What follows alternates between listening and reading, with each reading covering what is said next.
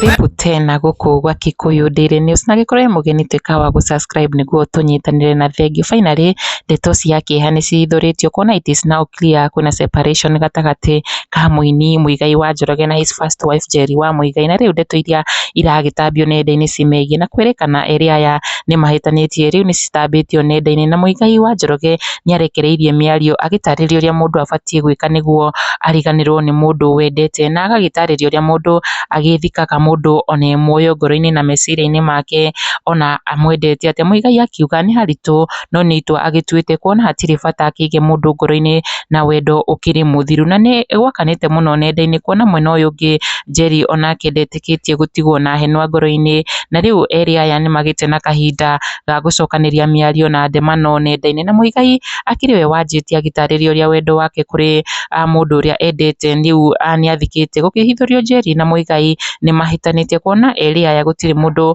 uragitambura ona kana gu celebrate each other kuma o riria mari na birthday muthenya umwe, na ni tuonete Njeri never bothered ku wish happy Father's Day kuri muthuri wake kana ithe wa ciana ciake Muigai wa Njoroge, na riu Queen Stacy second wife ni utigitwo akionekana gu celebrate Muigai na kumwandikira ndumiriri ya kumwendithiria a happy Father's Day, na thutha uyu Muigai ni umiritie na ndeto iria itigite andu na wagagu, na Muigai took to social media pages kuga good morning nigetha andu aria makwiriirwo ni mundu wao mahone mamenyere na mariganirwo nikio mundu athikagwo ona endetwo. Muturire-ini uyu ni kuri andu ubataraga guthika ona me muoyo, kwi maundu ubataraga guthika ona umendete. Gikuyu augire muikarania na kiimba ndagaga maithori, enja irima meciria-ini uthike mundu ucio, uthike maundu macio, ukurira o kahinda kanini, ugucakaya o kahinda kanini ngoro ihone na witurire. Ndumiriri iria itigite andu mathamitie tunua kuona ni ndumiriri Muigai arekereirie kuhithuria maundu maritu, andu makiuga Muigai ena muoroto wa gutiganiria family yake na mutumia wake